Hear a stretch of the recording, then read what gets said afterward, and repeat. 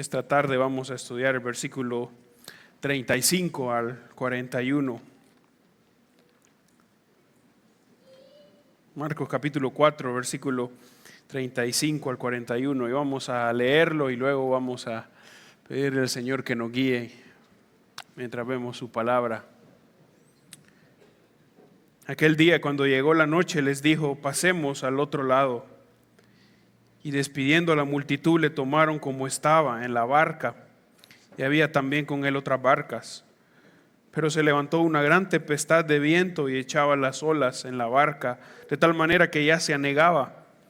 Y él estaba en la popa durmiendo sobre un cabezal, y le despertaron y le dijeron: Maestro, ¿no tienes cuidado que perecemos? Y levantándose reprendió al viento y dijo al mar: Calla, enmudece. Y cesó el viento y se hizo grande bonanza. Y les dijo: ¿por qué estáis así amedrentados? ¿Cómo no tenéis fe? Entonces temieron con gran temor y se decían el uno a otro: ¿quién es este que aún el viento y el mar le obedecen? Oremos. Señor, como estábamos cantando, ¿quién más que el Santo Dios? ¿Quién más, Señor, que ha creado todo lo que conocemos? Y a la vez todo eso y nosotros somos nada. Señor, usa tu palabra en esta tarde mientras nos ponemos debajo de su autoridad. Que podamos ser transformados a la luz de tu palabra. Gracias, Señor, por esta oportunidad de estar juntos y tener comunión en este tu día. En el nombre de Jesús. Amén. Seguimos entonces con nuestro estudio del Evangelio de Marcos, y por esta lectura que acabamos de tener nos damos cuenta que este es un pasaje bien conocido y muy famoso. En todas las historias que se cuentan acerca de Jesús, esta es una de las historias que va a ir. En cada película de Jesús que sacan, este pasaje va a ir. Tanto para niños como para adultos, esta es una historia muy famosa que se cuenta. Jesús calmando la tempestad. El libro de Mateo, Marcos y Lucas, los tres evangelios sinópticos mencionan la historia y son muy parecidas, y tal vez con algunas variaciones a los tres con lo que cuentan.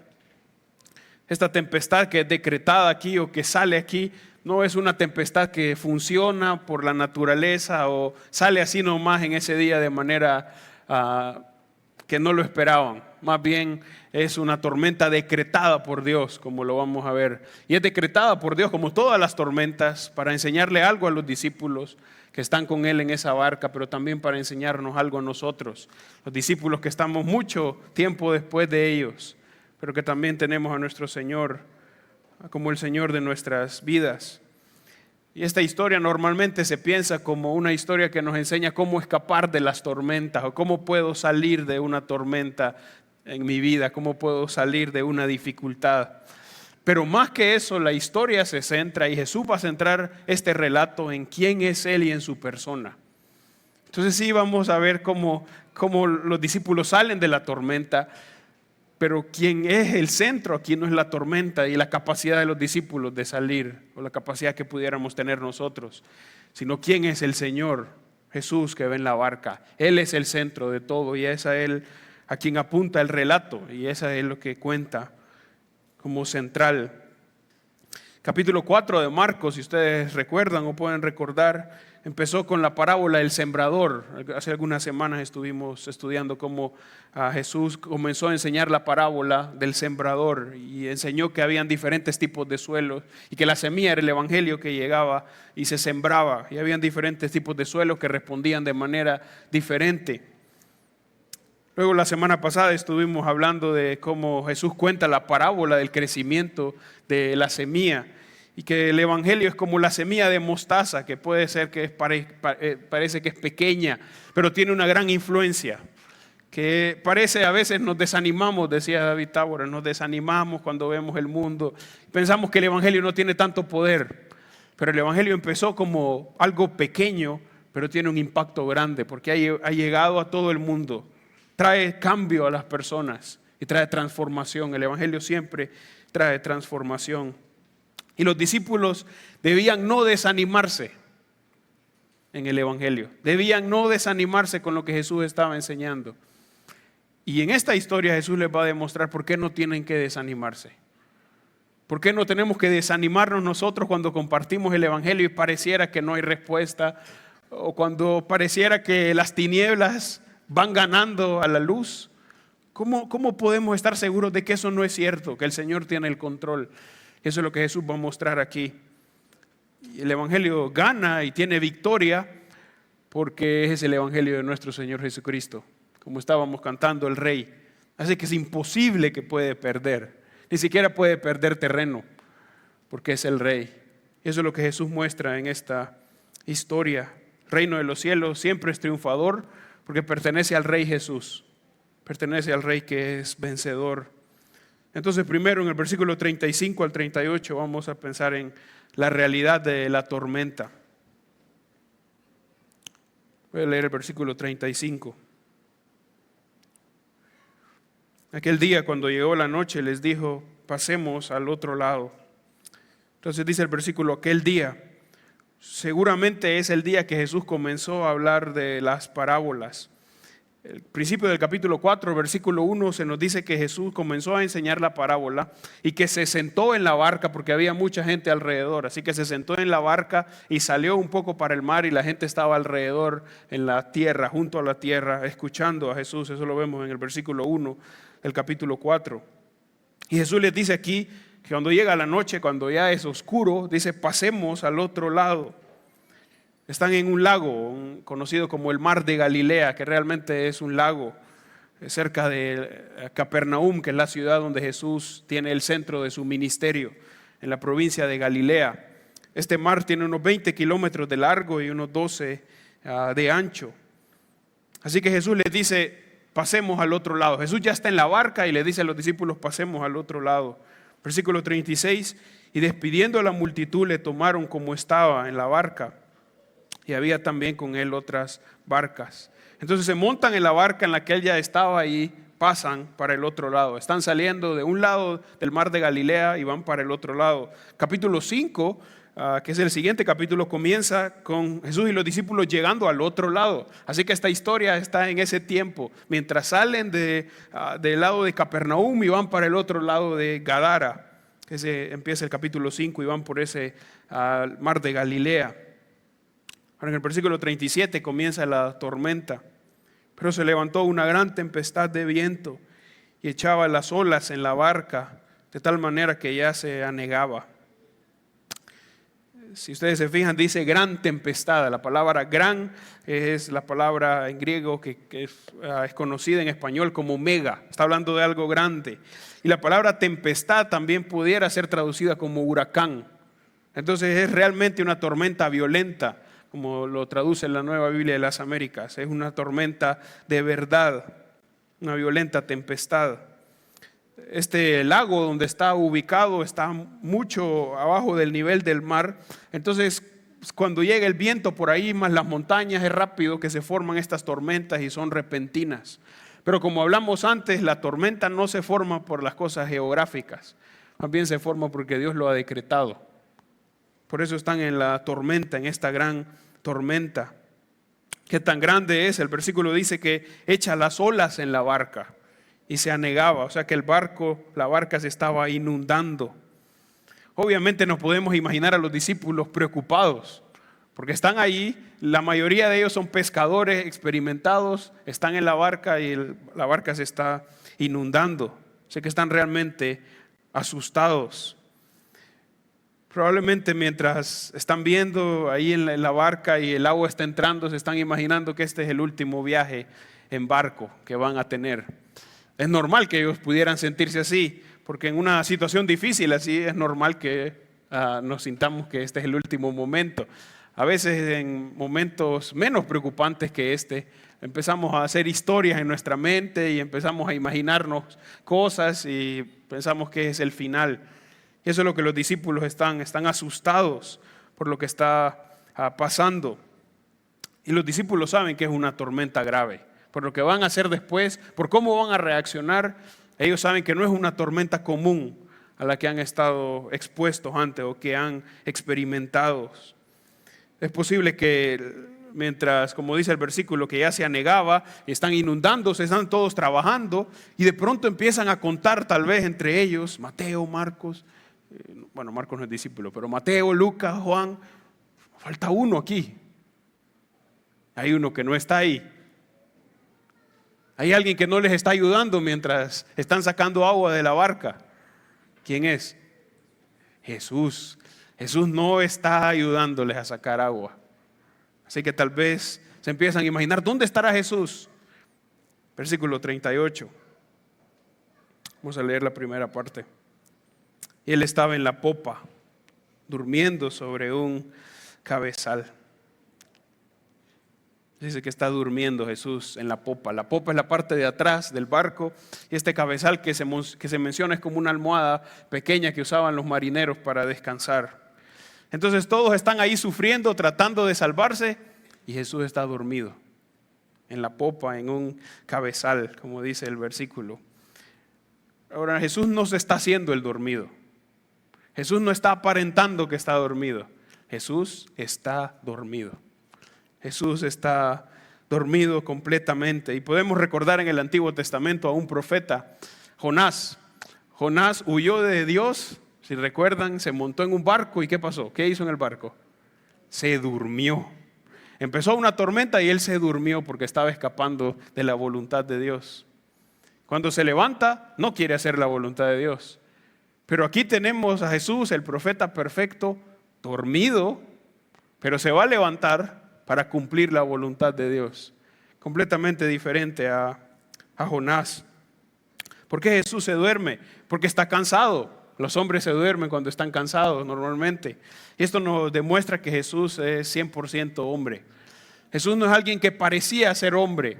Jesús es 100% hombre, como nos lo enseña la Biblia. El Hijo eterno de Dios tenía un cuerpo humano y habitó entre nosotros. Juan 1:14 dice, aquel verbo fue hecho carne y habitó entre nosotros. Y vimos su gloria, gloria como del unigénito del Padre, lleno de gracia y de verdad. Entonces la concepción de Jesús fue diferente, pero su nacimiento fue igual a todos. La vida de Jesús fue igual a todos lo de los hombres. Por eso el libro de Hebreos dice que tenemos un gran sumo sacerdote que puede compadecerse de nosotros. ¿Por qué? Porque fue tentado en todo. Pasó lo mismo que nosotros, pero sin pecado. Por eso puede comprendernos completamente. A veces pensamos, nadie me comprende en esto, no sé, nadie me entiende lo que estoy pasando. Pero Jesús me puede comprender perfectamente. Eso es lo que dice la Biblia. ¿Por qué? Porque Jesús es 100% hombre. Vivió con todos nosotros. Y que fuera hombre era necesario para el plan redentor de Dios. Así que los discípulos lo despiertan. Despiertan a Jesús porque está dormido y encontramos lo que le dicen en el versículo 38, la segunda parte. Y le despertaron y le dijeron, Maestro, ¿no tienes cuidado que perecemos? Entonces buscan a Jesús, lo encuentran, está dormido y lo despiertan. Y le hacen una pregunta, pero esta pregunta es también un reclamo. Maestro, ¿no tienes cuidado que perecemos? Y no podemos imaginar el tono en que le están hablando a Jesús, ¿verdad? No le están diciendo, Maestro, cuántas cosas nos has enseñado, estamos tan felices. ¿No tienes cuidado que perecemos? No le están hablando así. Así que le están diciendo Maestro, pero le están hablando como un alumno que no ha hecho las tareas. Maestro, ¿no tienes cuidado que perecemos? En otras palabras le están diciendo, ¿no te importa que nos vamos a morir? Jesús, usted está dormido y no le importa que nos vamos a morir. Eso es lo que los discípulos le están diciendo a Jesús. Lo que ellos pueden ver en ese momento es, hay una gran tormenta, se está inundando el barco, nos vamos a morir y nuestro Maestro Jesús está dormido, tranquilo y no hace nada por nosotros. Los discípulos no saben que Jesús va a parar el agua. ¿Por qué? Porque más adelante por su reacción ellos no se imaginan eso. Así que buscan a Jesús pensando que Jesús va a hacer algo va a hacer Jesús. No sabemos qué va a hacer, pero algo va a hacer.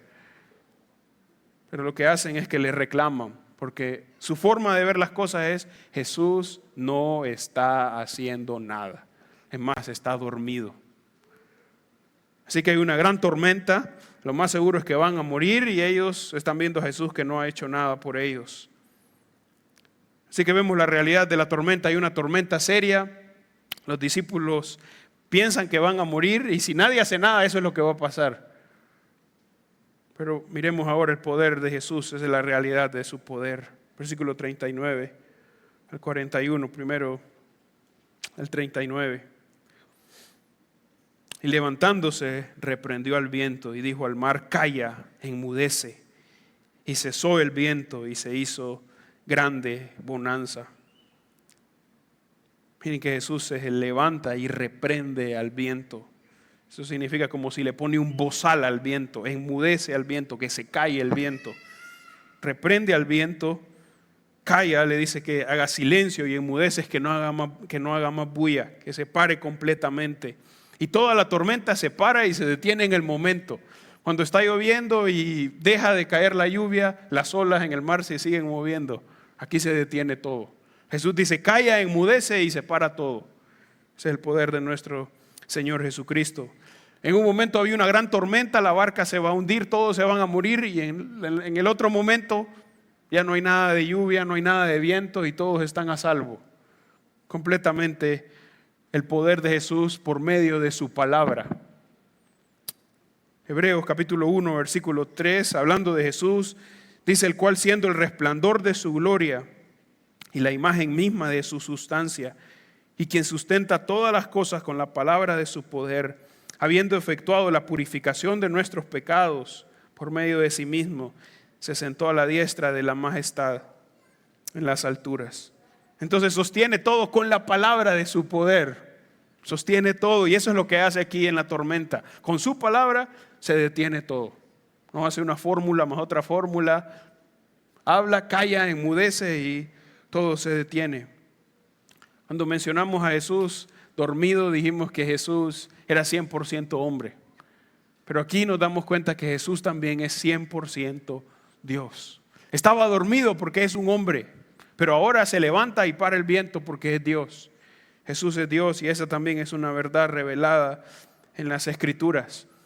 Jesús tiene una naturaleza humana y una naturaleza divina que funcionan perfectamente. No tiene un error, no es que es semi hombre o semi Dios. 100% hombre y 100% Dios, y sus naturalezas son perfectas. Lo que hace aquí solo Dios puede hacerlo. Nadie más puede hacerlo.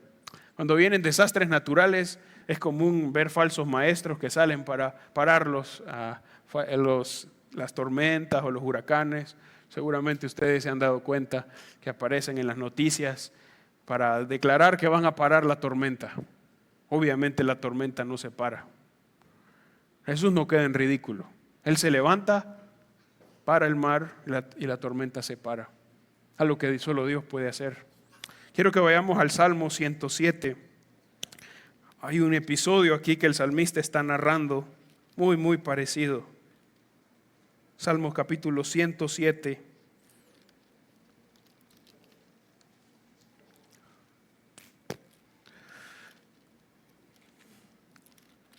Salmo 107, versículo 23.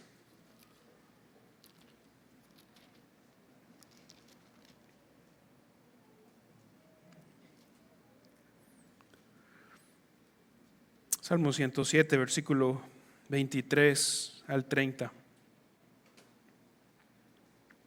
Los que descienden al mar en naves y hacen negocio en las muchas aguas, ellos han visto las obras de Jehová y sus maravillas en las profundidades.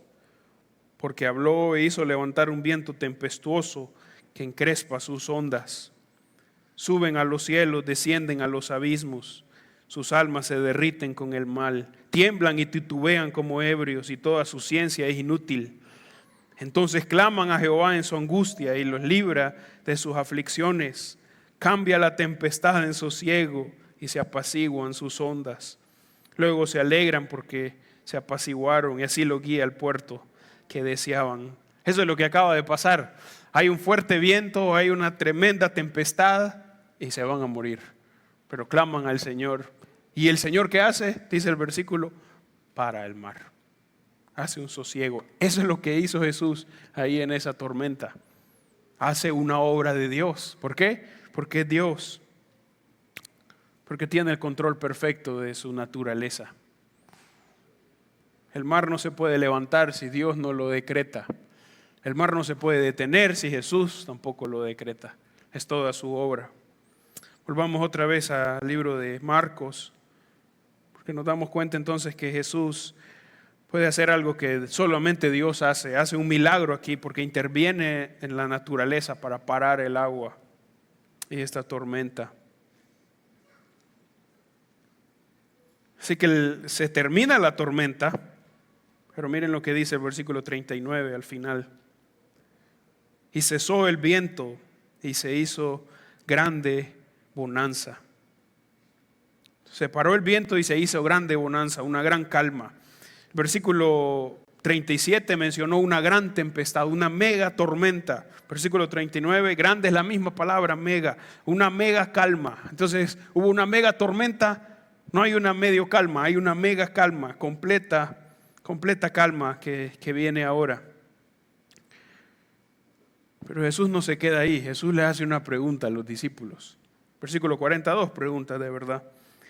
Y les dijo, ¿por qué estáis así amedrentados? ¿Cómo no tenéis fe? Jesús les está diciendo, ¿por qué tienen ese miedo que los paraliza? ¿Por qué no han tenido fe? Y por estas dos preguntas sabemos que Jesús esperaba que los discípulos tuvieran fe. Esperaba que los discípulos reaccionaran de una manera diferente. ¿Por qué tienen tanto miedo? ¿Por qué no tienen fe? Dice Jesús. Esa palabra pequeña fe es muy grande, solo tiene 2 letras, pero es muy grande.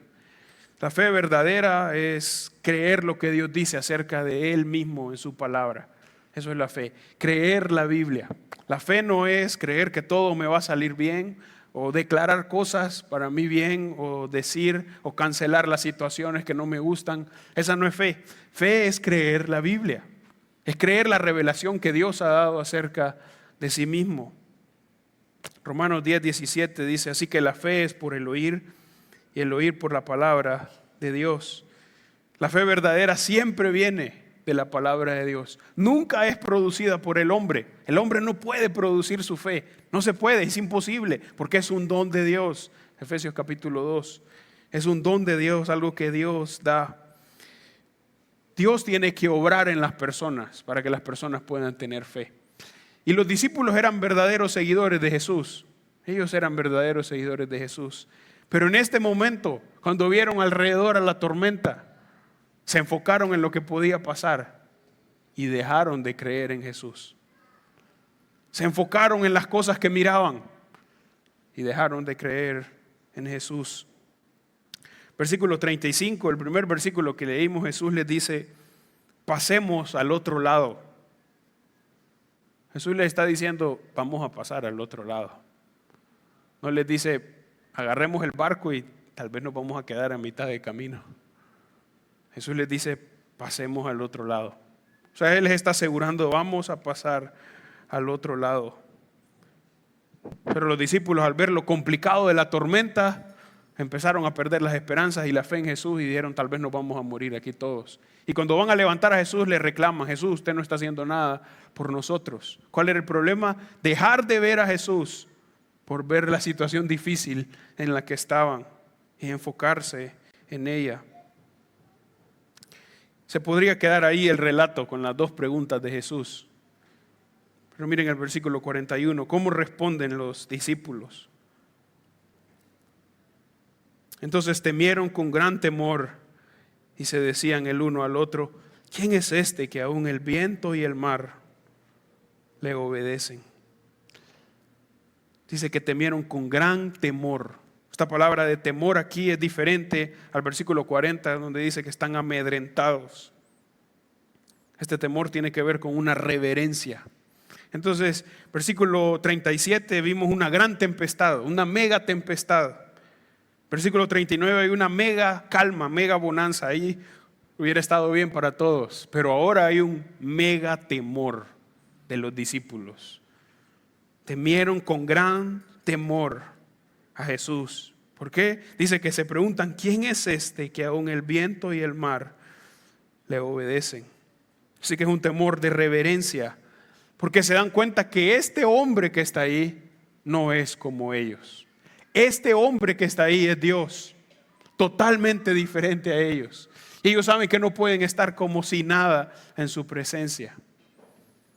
En el libro de Isaías capítulo 6, cuando Isaías ve una visión de Dios, él no dice: estoy viendo a Dios, qué bien, voy a ir a contarle a mis amigos.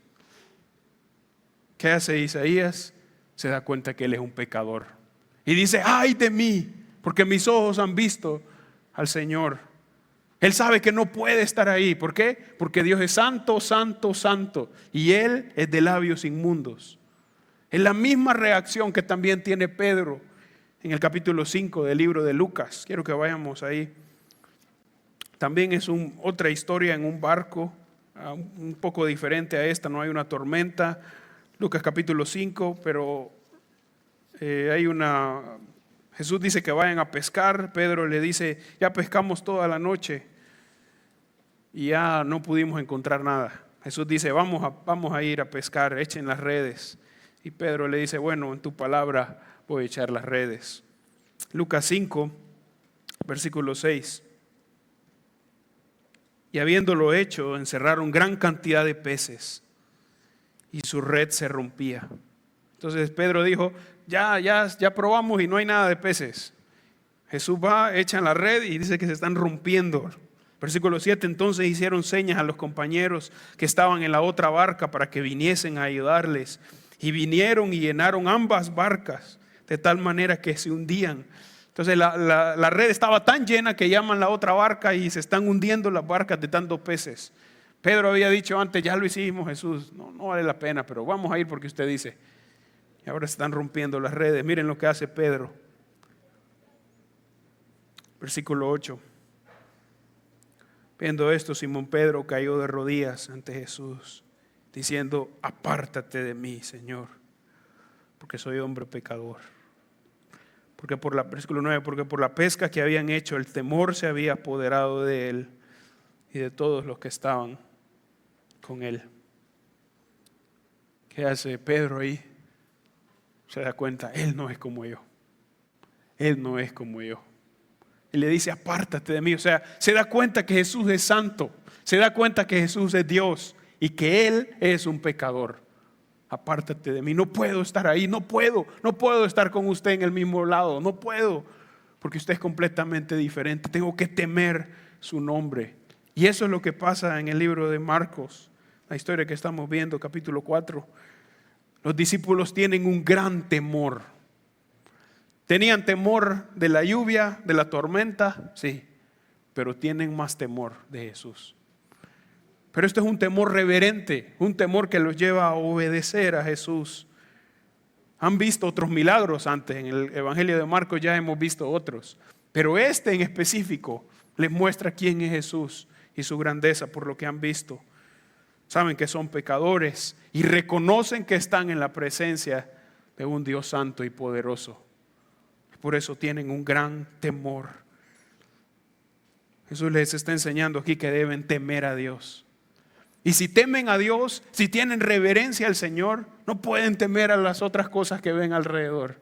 Y si temen su nombre, las otras cosas se van a ver como nada. Porque primero tienen reverencia al Señor, porque aman a Dios, porque obedecen sus mandamientos. Tenían un temor de la gran tempestad, pero tienen un gran temor del Señor. Si reverenciaban al Señor, dejarían de enfocarse en ellos mismos y se enfocarían en adorar al Señor. Y se dejarían de enfocar en sus situaciones y en lo que está pasando. Y es fácil que nosotros pensemos en los discípulos. ¡Qué bárbaros esos discípulos! Desesperados y Jesús está en la barca ahí. En vez de estar tranquilos ahí. ¡Qué discípulos esos! ¿Cómo Jesús escogió a esos? Pero nosotros nos parecemos mucho a ellos. Somos iguales. Somos iguales. Nosotros tenemos más revelación que los discípulos en ese momento. Los discípulos saben que Jesús va a morir por ellos. Por lo menos tienen una noción, pero no lo han visto. No han visto nada de eso. Nosotros tenemos toda la Biblia y vemos el gran plan de Dios. Pero nos enfocamos en nosotros y dejamos de temer al Señor. y dejamos de ver su grandeza. Entonces vienen los momentos cuando dejamos de confiar en Jesús. Y entonces viene la preocupación y empezamos a afanarnos. ¿Se han dado cuenta qué tan fácil nos afanamos? Híjole, ¿qué va a pasar si esto? ¿Y si lo otro? ¿Y si aquello? ¿Y si esto no pasa? ¿Y si aquello sí pasa? Y empezamos a hacer todo tipo de historias en nuestra mente. Bueno, ya no tengo tiempo para leer la Biblia, ya fui el domingo de todos modos, esta semana ya estoy cheque. O bueno, ya fui en la mañana, ya no voy a ir al culto vespertino. O es más importante para mis hijos y la universidad o la escuela que leer la Biblia y tener el culto familiar. Y empezamos a enfocarnos en todas las cosas del mundo y empezamos a dejar de ver a Jesús. ¿Por qué? Porque empezamos a temer más alrededor, las cosas de alrededor, y dejamos de temer a Jesús. Dejamos de temer su nombre. Y cuando confiamos en nosotros, antes que en Dios y en su palabra, pecamos. ¿Por qué? Porque no confiamos en Dios. Porque sabemos las promesas de Jesús, que Jesús ha dicho esto y lo otro, pero nosotros decimos, no, Jesús dijo eso, pero en este caso no se aplica, yo tengo que hacer otra cosa. O Jesús dijo eso, pero ya fue antes, ya no me sirve ahora. Pero eso es lo que le está diciendo Jesús a los discípulos. Tienen que temer a mí, tienen que temerme, tienen que reverenciar mi nombre, más que las otras cosas. Por eso necesitamos recordarnos la Biblia, por eso tenemos que llenarnos de la Biblia. Porque cuando viene el momento del afán, que es rapidito, ¿qué va a pasar? ¿Voy a seguir afanándome? ¿Voy a seguir pensando en esto o en lo otro? ¿O voy a recordar qué dice Jesús? No, pero Jesús dice esto. La palabra de Dios dice esto. Pero aquel canto que estuvimos cantando basado en este versículo dice esto. Tengo que renovar mi mente. Romanos capítulo 12 dice que tengo que renovar mi mente. Renovar mi mente. Renovar mi mente. Así que es algo que tengo que hacer constantemente, renovar mi mente. Y cuando pecamos debemos arrepentirnos. Debemos arrepentirnos cuando pecamos, dándonos cuenta que he confiado más en mis cosas, que he confiado más en lo que veo, más que teniendo temor del Señor. Quiero que vayamos al libro de Marcos, estamos en capítulo 4, pero un poco más adelante, capítulo 9.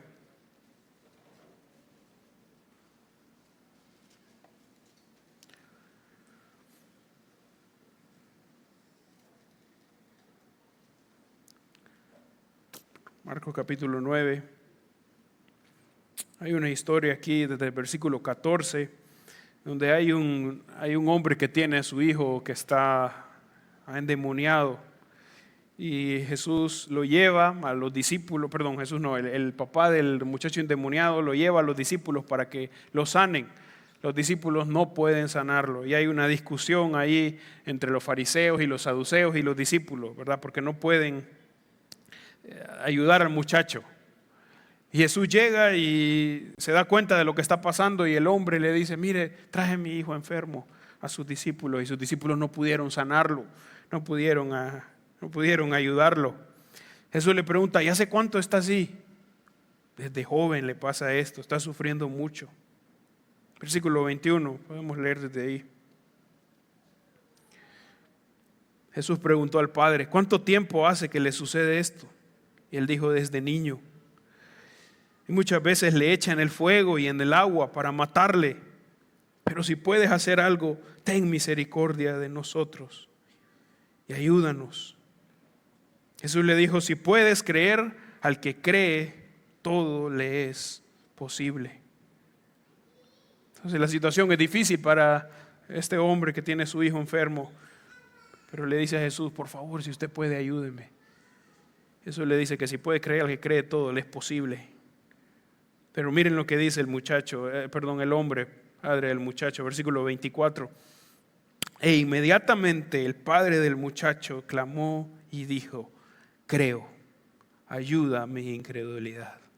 Entonces él no dice, muy bien Jesús, pero él reconoce que necesita que Jesús le ayude en su incredulidad. Y dice, creo, sí, yo creo en tus promesas, pero ayuda a mi incredulidad. Ayuda a mi incredulidad. Y eso es como somos nosotros. Eso es como son los discípulos en ese barco.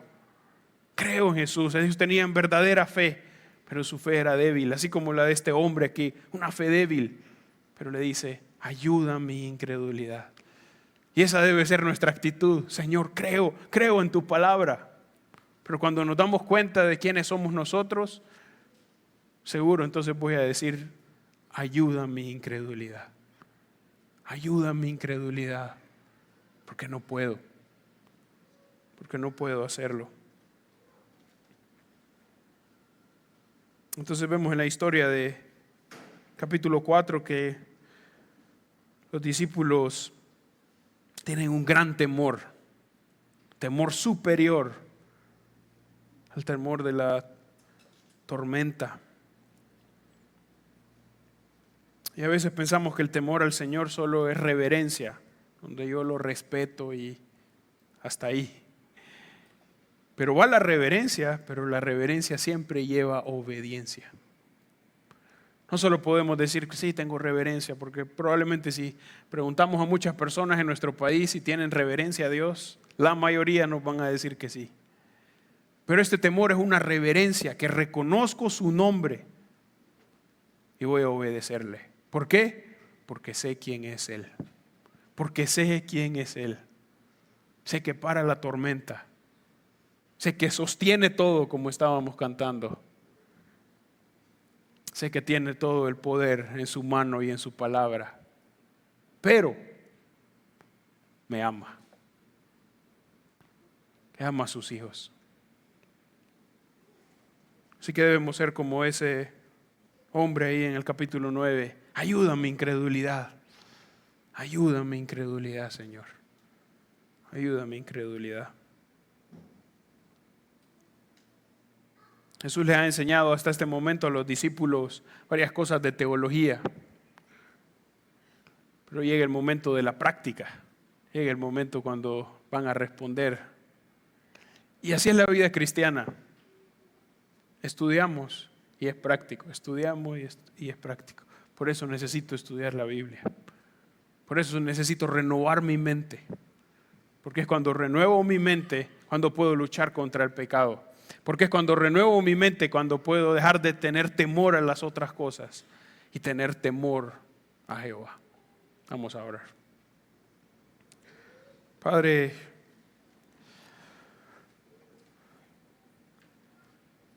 gracias por tu palabra, Señor, que nos enseña y nos muestra tu verdad. Señor, aplica tu palabra en nuestros corazones. Señor, aplica esta verdad en nuestros corazones, Señor.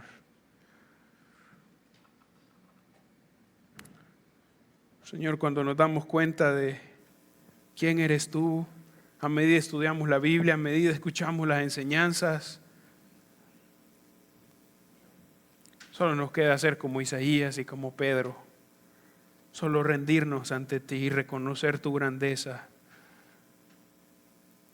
y reconocer también el gran amor y la gran misericordia que has tenido con nosotros, que nos has salvado aún siendo pecadores, que nos has unido a ti.